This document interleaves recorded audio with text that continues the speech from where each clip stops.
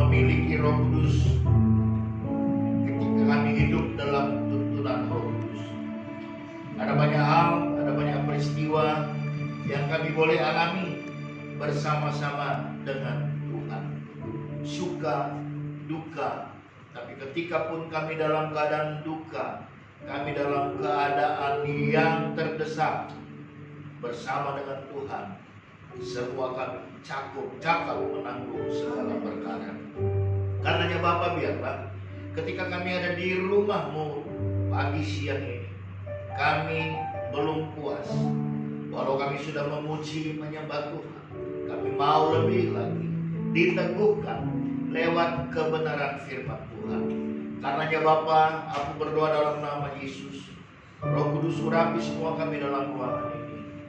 Hati, pikiran, pendengaran, siapapun, Tuhan memberkati. Urapi juga hamba-Mu, berbicaralah Bapa dalam nama Yesus. Kami berdoa, kami mengucap syukur. Amin. Baik, shalom semua. Shalom. Iya. Terima kasih untuk yang baru pertama kali hadir. Ada Tiara. Shalom Tiara. Iya. Tadi saya kira Tiara Jessica. Rupanya adiknya Jessica. Minggu depan saya percaya Jessica datang. Ini loh Pak Pendeta yang namanya Jessica. Iya. Tema kita hari ini adalah kuasa dan damai sejahtera. Masih berbicara tentang Pentakosta. Pentakosta, saya mau sampaikan, saya mau nyatakan di tempat ini, Pentakosta bukan sebuah ritual. Karena Pentakosta itu terjadi 2022 tahun yang lalu. Tapi saya mau katakan, Pentakosta itu bukan ritual. Pentakosta itu bicara kuasa. Lalu kemudian ada pencurahan Roh Kudus yang kedua yang terjadi di Azusa Street. Dan gereja kita, GBI Cabang Khusus 5. Gembala kita, Bapak Pendeta Timotius Ardono, dan kakek rohani kita secara jemaat, Bapak Pendeta Dr. Niko Nyoto Raharjo, mengajarkan kita bahwasanya Pentakosta itu bukan ritual, itu kuasa. Maka kita percaya kita akan mengalami pencurahan Roh Kudus yang ketiga, dan itu terjadi di Indonesia. Maka ketika kita ada di tempat ini, ya, kita katakan kita mulai aktif Februari 2022. Kita memang bilangannya masih kecil. Tapi lihat, hari ini ketika ada kesaksian tentang bagaimana Yesus mengubah hidup seseorang, itu artinya kita bisa diubahkan karena ada kuasa yang bekerja dalam hidup kita. Yang setuju katakan amin. Ketika ada orang yang diubahkan hidupnya, hari ini kita tahu ada 3 jiwa yang memberi diri dibaptis. Dan ketika mereka memberi diri dibaptis, penghiburan yang terbesar bagi mereka adalah nama mereka dicatat di buku kehidupan di dalam surga. Ya, boleh tepuk tangan. Jadi siapapun kita yang namanya belum tercatat di buku kehidupan, ayo ambil tindakan iman. Nah, yang luar biasanya lagi, ada seorang anak muda WA saya, Pak, itu kalau baptis ada harinya tertentu. Saya bilang tidak. Jadi karena kamu bekerja, saya mau tanya, kamu bisanya kapan? Dia bilang kalau bukan Senin, Selasa. Saya bilang Senin pagi, saya ada pelayanan. Kalau begitu Selasa pagi-pagi Pak Pendeta. Jadi nanti Selasa lusa akan ada satu lagi jiwa yang memberi diri untuk dibaptis. Boleh tepuk tangan? Iya. Nah, itu semua adalah Tuhan memang melakukan itu untuk memperlengkapi orang-orang percaya. Ya. Ketika Pak Makaris berkenalan dengan saya lihat beliau sebenarnya akan Tuhan pakai. Tapi ketika kemarin dia membuka hati menerima baptisan. Saya mau katakan kepada Pak Makaris, juga untuk semua yang baru dibaptis kemarin, Tuhan pasti akan melakukan perkara dan perbuatan besar dalam hidupmu. Seperti yang dikatakan oleh panggil Bapak lah sekarang ya, karena sudah punya istri ya, Bapak Gideon. Beliau ini juga pendeta. Jadi nanti mungkin ya di minggu terakhir ngobrol lagi Bapak pendeta ya. Saya jadwal Bapak pendeta khotbah minggu terakhir loh Pak. Boleh? Nah itu dia. Tuhan akan ubahkan, Tuhan perlengkapi kita. Nah persoalan hari ini ketika orang-orang memberi diri dibaptis, jangan pernah berpikir hidupmu seperti jalan tol, saudara. Masalah pasti ada, persoalan pasti ada, dompet kosong pasti terjadi. Tapi kalau kita punya Roh Kudus, seperti doa, kita cakap menanggung segala perkara. Ada amin? Mari kita buka Alkitab kita, Kisah Para Rasul 2, mulai ayat yang ke-25. Sudah dapat? Bisa tampil di layar, oke? Kaum pria baca ayat 25, kaum wanita 26 sampai selesai. Kaum pria ayat 25, iya. Sebab Daud berkata tentang dia, aku senantiasa memandang kepada Tuhan, karena ia berdiri di sebelah kananku, aku tidak goyah. Sebab itu hatiku bersukacita dan jiwaku bersorak-sorak, bahkan tubuhku akan diam dengan tentram. Pria, sebab engkau tidak menyerahkan aku kepada dunia orang mati, dan tidak membiarkan orang kudusmu melihat kebinasaan. Engkau memberitahukan kepadaku jalan kehidupan, engkau akan melimpahi aku dengan sukacita di hadapanmu. Ya. Ini adalah khotbah Petrus setelah mereka menerima pencurahan Roh Kudus. Di Kisah Para Rasul pasal yang kedua, Petrus ada menyebutkan 2 kali ayat-ayat firman Tuhan di Perjanjian Lama yang merupakan penggenapan nubuatan. Yoel 2, 28, 29, karena pada hari-hari terakhir aku akan mencurahkan Rohku kepada semua orang. Jadi Roh Kudus tidak memandang gender, laki atau perempuan, tua atau muda.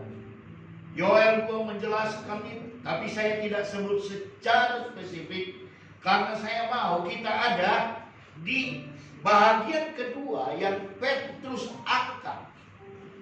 Ayat 25 sampai 28 Kisah Para Rasul pasal 2 ini sebenarnya ada di Mazmur 16. Ini yang dikutip kembali oleh Petrus. Mazmur 16 itu perikopnya bahagia orang saleh. Pastikan kita ini adalah orang-orang salehnya Tuhan. Yang setuju katakan amin. Tapi simak apa yang akan disampaikan berikut. Dikatakan di ayat 25, aku senantiasa memandang kepada Tuhan, karena ia berdiri di sebelah kananku, aku tidak goyah.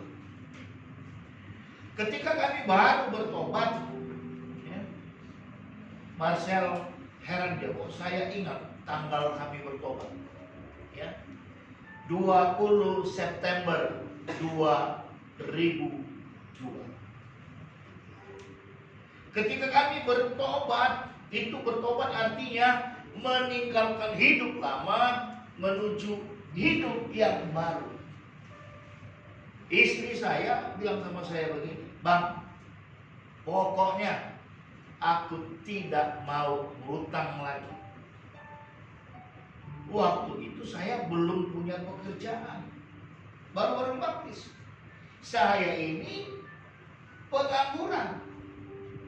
Karena kalau saya tidak nganggur, saya tidak akan mengalami hal yang mungkin sebagian sudah dengar kisah saya. Tapi kami perlu makan dan perlu minum. Waktu itu sedang bulan puasa. Pagi-pagi yang di sebelah kanan rumah kami panggil istri saya, Bu Is. Istri saya tanya, "Kenapa?"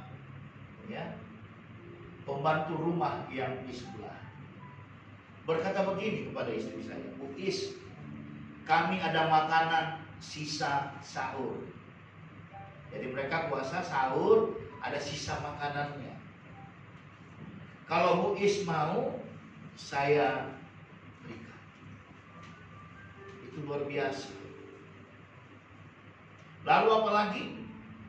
Yudit ini mau masuk sekolah SD. Lalu kami harus menyiapkan apa yang menjadi kebutuhan Yudit. Tapi istri saya bilang, "Aku nggak mau ngutang." Tiba-tiba Pak Makaris di Taman Sari itu, saya pemimpin permainan gaplek di komplek. Ya. Jadi kalau orang nggak ada main gaplek, saya panggilin dari rumah-rumah keluar, mereka kami main.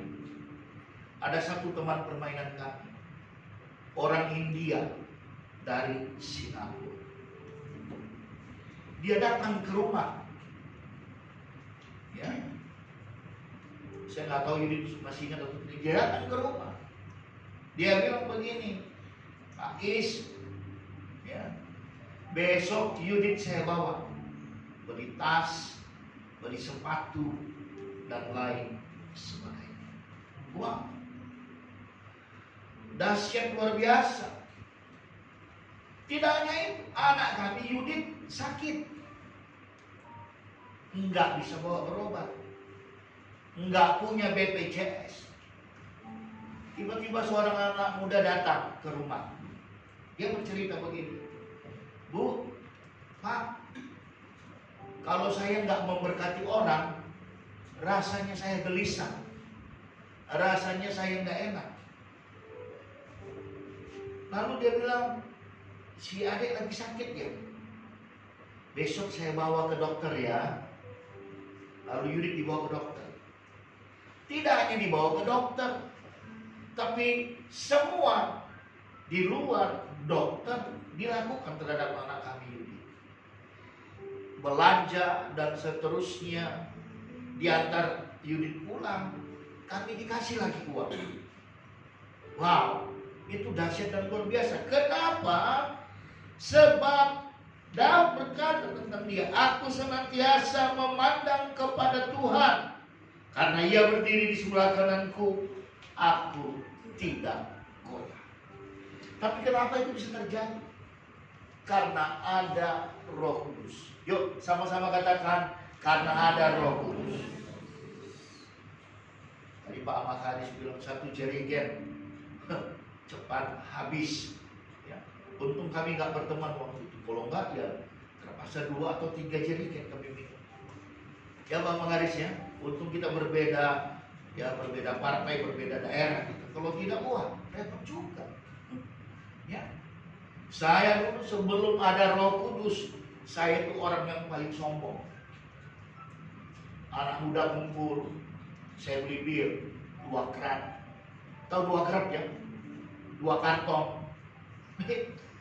Istri saya bilang, jangan sombong. Saya bilang, itu 2 kerat 3 kerat bir itu seperti kentutnya sama saya. Betul. Saya dikentutin memang sama yang di atas. Saya di PHK. Karena ada apa? Karena ada Roh Kudus maka bisa berubah. Walaupun sampai hari ini, khusus Pak Makaris, saya tetap mengalami proses. Ada banyak yang harus terus diperbaiki, dirubah, karena harus mengalami proses. Kalau dulu saya mana mau, kumis saya hilang dari wajah saya. Saya kemarin bilang sama Pak Makaris di rumah, kita mencari, kumisku tuh bisa dipelintir. Saya kena goyah, kok, ya ada apa Pak, perlu apa Pak? Tapi ketika kita diubahkan oleh Roh Kudus, ayat 25 berkata, karena Ia berdiri di sebelah kananku, aku tidak goyah. Apapun masalahmu, apapun kesulitanmu. Bahkan Daud bermazmur demikian, sekalipun dagingku dan batinku habis lenyap, gunung batu hukum dan bagianku, tetaplah Allah selama-lamanya. Maka saya punya hashtag sampai hari ini, bukan iman kaleng-kaleng. Yang Mas Heren tahu hashtag itu ya, bukan iman kaleng-kaleng. Ayat 26 berkata begini, sebab itu hatiku bersuka cita dan jiwaku bersorak-sorak, bahkan tubuhku akan diam dengan tenteram. Kalau ada Roh Kudus, kita punya kuasa. Kita tidak hanya punya kuasa, tapi kita punya damai sejahtera.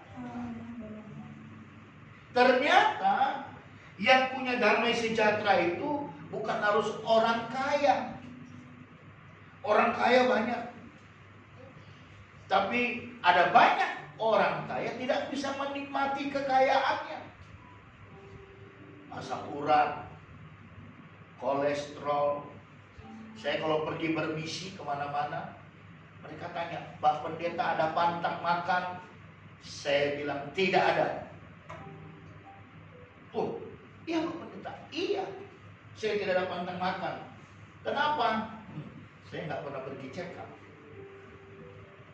Tapi dikatakan di sini di ayat 26, sebab itu hatiku bersuka cita dan jiwaku bersorak-sorak, bahkan tubuhku akan diam dengan tentram. Pak Makaris, sebelum saya bertobat di Batam ini, setiap malam, hampir setiap malam saya keluar rumah menemani tamu, berkaraoke ria. Di karaoke itu happy, oh happy kita di karaoke. Dikatakan di sini, dikatakan hatiku bersuka cita dan jiwaku bersorak-sorak. Waktu saya belum bertobat, tiap malam di karaoke, minum perempuan suka cita.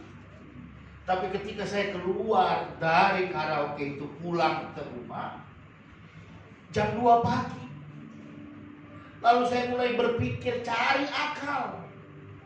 Apa yang harus saya sampaikan kepada istri saya?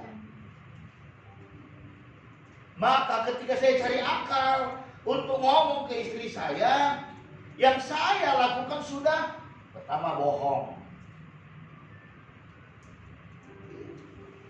Saya bilang begini, pokoknya 1001 macam alasan saya kasih tahu. Catat, ketika saya keluar dari karaoke, hatiku nggak bersuka cita lagi. Hatiku penuh pergumulan. Gimana nanti istriku?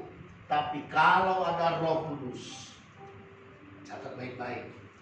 Ayat 26 ini berkata, sekalipun kita nggak punya, sekalipun kita berpunya, sukacita kita adalah sukacita yang orisinil, tidak KW.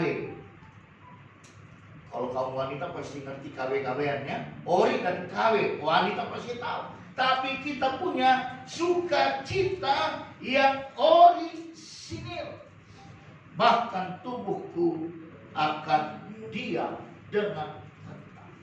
Tubuhku akan diam dengan tentram itu maksudnya begini. Sebelum saya bertobat, kau di mana? Di rumah. Kau macam perempuan aja, di rumah terus. Yuk sini. Ngapain? Banyak kali sini kamu. Datanglah sini. Saya datang. Ya, rupanya urusannya sama. Kartu, minum, perempuan. Sukacita, saat itu sukacita. Keluar dari situ, mulai berpikir, aduh, alasan apa lagi yang saya buat? Jadi, dikatakan di ayat 26, tubuhku akan diam dengan tentram. Kita nggak akan goyah oleh kata tawaran-tawaran yang datang kepada kita. Khususnya tawaran-tawaran yang datang daripada dunia. Kau macam perempuan, ya nggak apa-apa lah. Kan sebenarnya aku laki-laki. Kau cemen lah. Pura-pura alim, apapun itu. Dikatakan tubuhku akan diam dengan tentram. Lalu kita nggak bisa kemana-mana dong, nggak bisa nongki-nongki. Tahu nongki-nongki ya? Nah, bisa, tapi pastikan engkau bersama-sama dengan orang kudusnya Tuhan. Pastikan kau bersama-sama dengan orang kudusnya Tuhan. 27, sebab engkau tidak menyerahkan aku kepada dunia orang mati dan tidak membiarkan orang kudusmu melihat kebinasaan. Wow. Kalau kita hidup dalam Roh Kudus, Roh Kudus ada dalam hidup kita. Tapi ayat 27 ini bisakah terjadi bagi orang yang sudah menerima lahir baru, sudah dibaptis? Saya mau bilang sangat bisa. Maka di sisi lain Alkitab dikatakan kerjakanlah keselamatanmu dengan takut dan tunduk. Ada yang harus kita kerjakan. Lalu ayat 28 berkata, engkau memberitahukan kepadaku jalan kehidupan. Engkau akan melimpahi aku dengan sukacita di hadapan. Tadi malam saya ke Carian Hale. Udah pulang Pak, agak sakit. Tadinya saya pikir cuma antar pulang Teti, Hale mau balik lagi ke rumah. Ya. Tadi malam di rumah saya beritahukan kepada, karena kami mesbah malam, sebagian besar anak muda, saya beritahukan mereka. Ayat 28 ini, engkau memberitahukan kepadaku jalan kehidupan. Dengar baik engkau anak-anak muda, bahkan anak muda junior seperti Cinta dan Joshua. Kalau Vander dia belum bisa ngerti, ya. Dengar baik. Dikatakan engkau memberitahukan kepadaku jalan kehidupan. Maka kalau kita punya Roh Kudus, pastikan Amsal 28 ayat 13 itu terjadi dalam hidupmu. Amsal 28 ayat 13, karena masa depan sungguh ada dan harapanmu tidak akan hilang. Ya, Hale Bengit kirim WA sama saya, papi saya mulai bekerja kembali. Enggak jadi, enggak apa-apa. Karena dikatakan engkau memberitahukan kepadaku jalan kehidupan. Biar kita dianggap kecil, biar kita tinggal di kafling, biar kita tinggal di perumahan yang rumahnya kecil, enggak masalah. Amsal 28 ayat 13 berkata, karena masa depan sungguh ada dan harapanmu tidak akan hikmat. Anak muda dengar baik. Yeremia 29 ayat 11 berkata, seperti bapa sayang anaknya, demikianlah engkau mengasihiku. Kau berikan janji matamu, kau berikan yang ada padamu. Seperti bapa sayang anaknya, demikianlah engkau menuntut hari depan indah kau beri rencanamu yang terbaik bagiku. Ingat, semua janji Tuhan, ingat baik-baik ya, semua janji Tuhan itu terjadi dan berlaku kepada semua orang. Catat, kepada semua orang, tapi masih koma. Ia sudah benar-benar menerima Yesus sebagai satu-satunya Tuhan dan Juru Selamat. Buktinya apa? Orang atau pribadi itu mau memberikan dirinya dibaptis. Kemarin di Pantai Dangas saya bilang dibaptis benar dan harus kita ikuti. Tapi akan ada banyak proses lagi yang harus kita alami. Kenapa Petrus berkhotbah tentang ini? Ini kan Petrus mengutip yang saya bilang tadi di Perjanjian Lama dari Mazmur pasal 16. Kenapa Petrus mengutip ini? Dan dari 12 murid yang salah satu yang paling saya suka adalah Petrus. Kenapa? Karena Petrus ini mirip-mirip sama saya. Benar, mirip-mirip sama saya. Kelakuannya. Lihat, sebelum Petrus, ada 3 fase Petrus yang saya berikan. Ya, sebelum bersama Yesus, saat bersama Yesus, sesudah Roh Kudus. Sebelum dia mengenal Yesus, dia adalah seorang pemberani. Dia seorang nelayan yang giat. Ketika dia bersama Yesus, dia paling berani. Dia yang berani menegur Tuhan Yesus. Petrus. Lalu apa lagi? Waktu Yesus ditangkap, ditebasnya telinga siapa? Ayo, mahasiswa. Telinga siapa yang ditebas Yesus?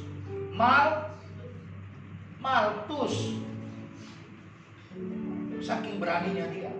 Tapi di sisi lain, ketika Yesus ditangkap, kau adalah orang yang bersama-sama dengan dia. Kan? Oh enggak, aku enggak kenal dia. Berapa kali Petrus menyangkal Yesus? 3 kali. Bahkan ketika Yesus sudah bangkit, dia kembali kepada masa lalunya.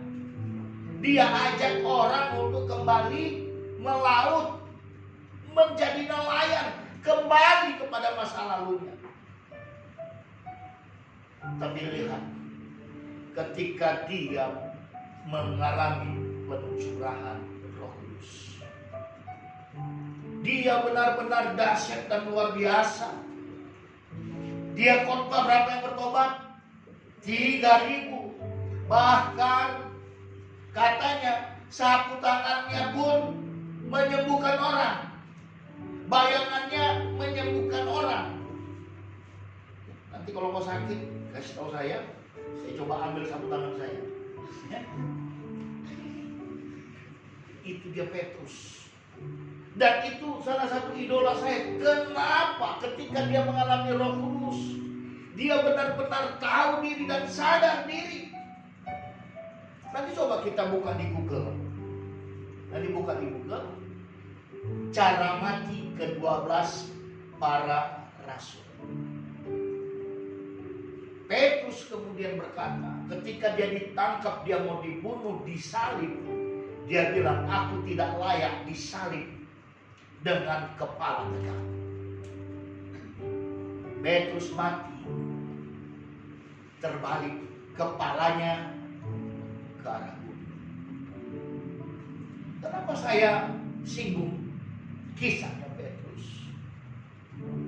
Kita yang sudah memberi diri dibaptis, kita yang sudah menjadi ciptaan barunya Tuhan, ayo hari lepas hari pastikan engkau penuh dengan Roh Kudus. Kalau tidak, kita akan kembali kepada masa lalu kita. Kita akan kembali kepada masa lalu. Lebih-lebih kalau kita lagi dalam kesendirian. Lagi dalam kesendirian itu artinya tidak ada orang yang tahu. Kalau saya pergi bermisi, adakah istri saya tahu apa kelakuan saya? Tidak ada. Kan bisa aja bilang, oh saya pergi bermisi, tapi saya melakukan hal-hal di luar kebenaran. Istri saya nggak tahu, tapi dia Allah yang Maha. Maka ketika kita punya Roh Kudus, walaupun ada kesempatan terbuka di hadapan kita, entahkah itu dosa zina, entahkah itu dosa uang, entahkah apapun itu, kita akan berkata, sekalipun dagingku dan batinku habis lenyap, gunung batuku bagianku, tetap Allah selama-lamanya. Nah, kita tidak hanya boleh tinggal diam. Hore, aku masuk surga, namaku dicatat di surga. Tidak. Tuhan berkata, apa yang kuberikan kepadamu, apa katanya? Cuma. Beritakanlah itu juga dengan cuma.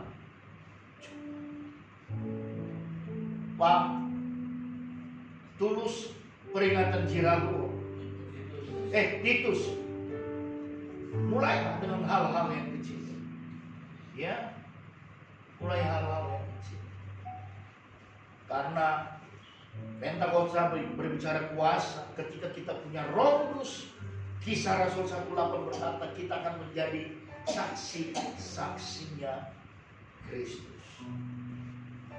Dan biarlah semakin hari kita akan semakin kuat di dalam Tuhan. Ibu Ina Fatova, kami kenalan di pantai. Oh keren kan, kenalan di pantai. Hayla kau nikau Ina Fatova, umur 72. Saya ingat itu. Gaul mati inaku berfi si mai berfi muat. Saya tadi kemarin katakan kepada Ibu Ina Fatova, kalau kita ada di dalam Roh Kudus, ya Alkitab berkata sampai putih rambutmu, aku tetap Allah yang akan menggendong engkau. Apalagi tadi malam saya bilang, ketika kita hidup dalam Roh Kudus, kita punya kuasa, kita punya damai sejahtera. Mazmur 37 berkata, dahulu aku muda, sekarang aku sudah tua, tetapi tidak pernah aku melihat keturunan orang benar meminta-minta. Cuman persoalannya, saya ini kadang-kadang nggak pernah merasa tua. Saya merasa kayak anak muda terus. Kalau sudah punya cucu, sudah jadi opa, saya merasa anak muda terus itu. Tapi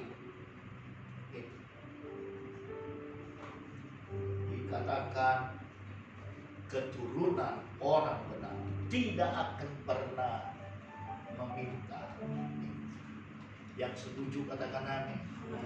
Jadi untuk ibu ya, yang paling berat di hatimu sudah Tuhan selesaikan. Maka fokuslah hanya kepada Tuhan saja mulai hari ini. Karena apa? Dikatakan kita punya kuasa, kita punya damai sejahtera. Demikian yang boleh saya sampaikan. Saya undang jemaat untuk berdiri.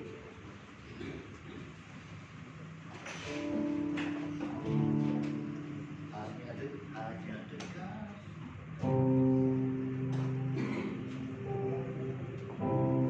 Mari bayar singkat bantu saya.